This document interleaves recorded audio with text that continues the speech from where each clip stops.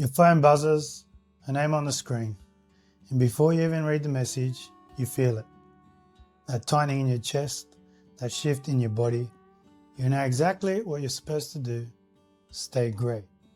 Keep it short, don't react. So why does it still get under your skin every single time? You send the calm text, you keep it short, you do everything right, and then she says that one thing, that tone, that accusation, and suddenly you're typing a paragraph you swore you'd never send. This is not a willpower problem, and by the end of this video, you understand exactly why and what to do instead. You've probably already come across the tools: grey rock, biff responses, yellow rock, parallel parenting, setting boundaries, and every single one of them works in theory.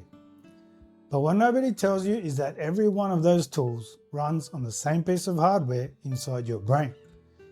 And when your co-parent triggers you, that hardware goes offline. Today I'm going to show you the neuroscience behind why this happens, why it's not your fault, and how to fix the one thing that makes every tactic you've already learned actually stick. But first, let's talk about what's really going on inside your brain when her name lights up your phone. Here's something most people never learn. Your brain has two systems that matters in conflict. The first is your prefrontal cortex. This is the part of that plans, reasons, and controls impulses. It's the part that remembers to stay calm. The part that writes a biff response instead of a rant. The second is your amygdala, your threat detector. When it senses danger, it doesn't ask permission, it takes over. Now here's the part that changes everything. Dr. Amy Arnsten at Yale has spent decades studying what happens to the prefrontal cortex under stress. And what she found is that even mild uncontrollable stress causes a rapid loss of prefrontal cortex function. Stress hormones flood your brain, they weaken the connections in your prefrontal cortex, and at the same time they strengthen the amygdala. The rational part of your brain goes quiet, the emotional, reactive part gets louder. Researcher John Gottman puts a number on it. When your heart rate goes above 100 beats per minute, which can happen in seconds when you see a hostile text, he says you physically cannot process what the other person is saying. Your body has already decided this is a fight. And psychiatrist Dan Siegel calls this flipping your lid. The prefrontal cortex disconnects from the limbic system, and you're no longer choosing your words, you're reacting from survival. So, if you've been trying to grey rock your co-parent and you keep breaking, that's not weakness, that's not a character flaw, that is your nervous system doing exactly what it was designed to do, protecting you from a perceived threat. The problem isn't you. The problem is that you're trying to run a software program on hardware that has been taken offline. And here's what makes it even harder. The very thing you've been told to do is actually making the problem worse. Grey rock tells you to suppress your emotions, show nothing, feel nothing on the outside, but research from psychologist James Gross at Stanford shows that emotional suppression doesn't reduce what you feel inside. It actually increases your body's stress response.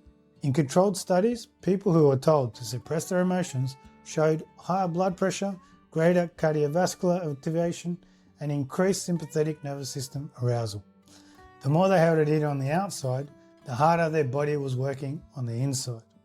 Think of it like a pressure cooker.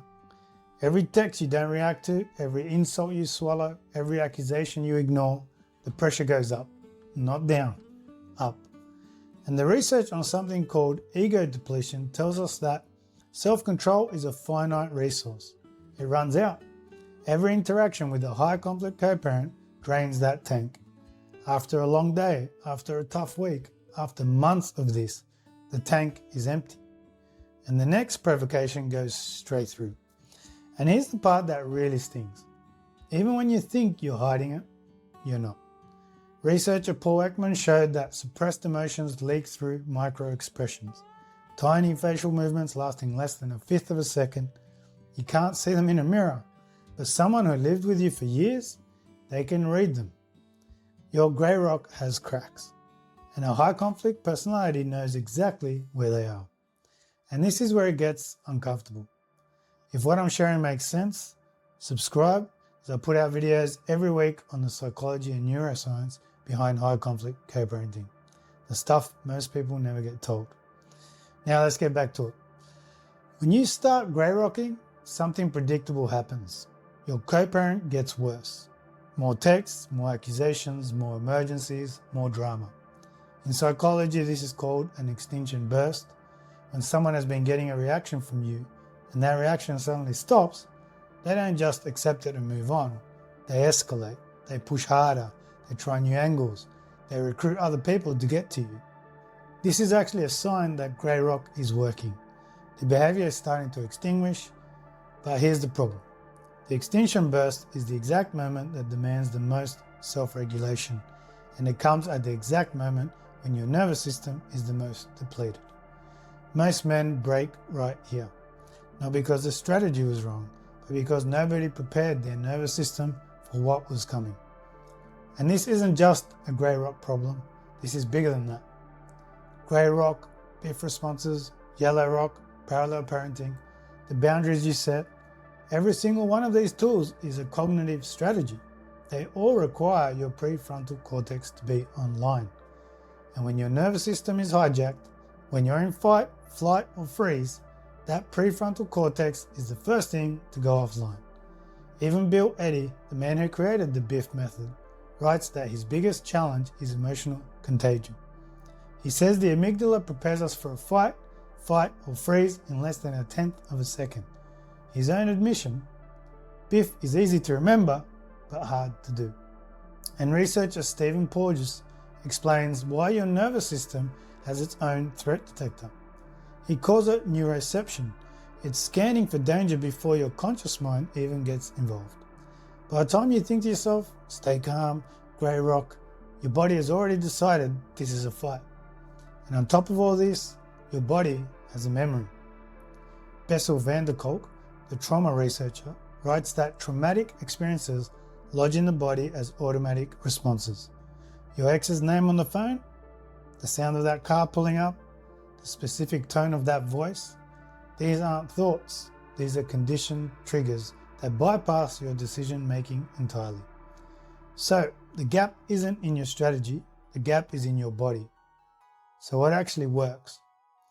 Well, let me be direct with you. This is not about becoming emotionally numb. It's not about performing calm. It's about actually being calm. And the difference is everything. If your tactics run on your prefrontal cortex and stress takes your prefrontal cortex offline, then the answer isn't more tactics.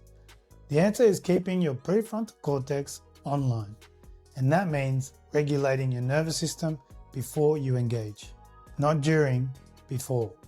And the good news is we have real research on how to do this in minutes, not months, just minutes. The fastest tool we have is something called the physiological sigh. A study published in 2023 tested this against meditation, box breathing, and hyperventilation, and the physiological sigh won. 5 minutes a day produced greater mood improvement and greater reduction in stress than any other method. And here's how it works. It's 2 quick inhales through your nose, 1 to fill the lungs, 1 more to fully expand them, and then 1 long, slow exhale through your mouth. Here it is.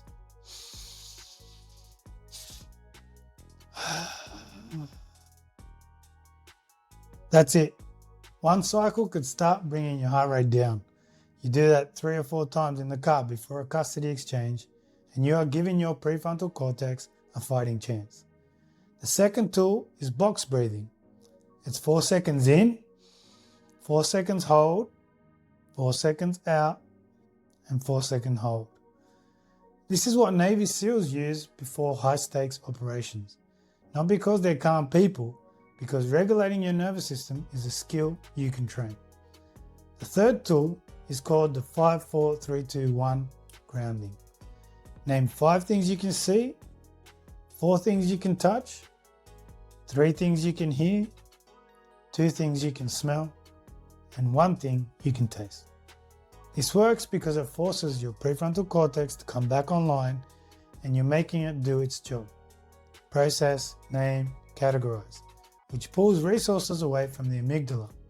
And you can do this sitting in a parking lot before pickup. Nobody needs to know. And here's what I'd encourage you to try. Build a pre-exchange ritual. 5 minutes of cycling, sighing in the car, a few rounds of box breathing, a quick 5, 4, 3, 2, 1 grounding scan. Do this before you walk into the exchange, not after things go sideways. Before. Because when you regulate first, something shifts. The same grey rock that kept cracking suddenly holds. The same biff response that felt impossible to type comes out clean. The same boundaries you couldn't hold, you now hold them. Same tactics, different nervous system. Completely different outcome. There's a difference between performing calm and being calm. Performing calm is suppression. It leaks, it costs you, and eventually it breaks. Being calm is regulation. Your face matches your body, your tone matches your words, and the high conflict person across from you can't find the crack because there isn't one. And when you get there, when grey rock stops being a performance and starts being a state, that's when everything changes. Now, I know what some of you are thinking. 5 minutes of breathing in a car, is that really going to undo years of conditioning? And honestly, it's a powerful start. But building real nervous system resilience, the kind that holds up for weeks after weeks, exchange after exchange, that takes something deeper. I'm building that program right now. It's a structured approach built around the nervous system first, the tactics second. If you want to be first in line when it opens, the wait link is in the description below. And if you're watching this and you've been beating yourself up for not being able to grey rock, just stop. You now know something most people never learn. The strategy was never the problem. Your nervous system was simply overwhelmed. Start with one physiological sigh before your next exchange. That's it. Just one. And notice what shifts. If you want more tools like this, I've put together a free high conflict co-parenting survival guide. It covers the core strategies we talk about here in a format you can save on your phone and use in the moments that matter. The link is in the description. And when you sign up for that and get the download, I'll add you to that waiting list for the program I was referring to. Now, if you want to understand exactly what's happening inside your brain when your co-parent triggers you, the full breakdown of the hijack, watch this video right here. It explains the science behind the trigger, and paired with what you learned today, it gives you the complete picture. I'll catch you on the next one.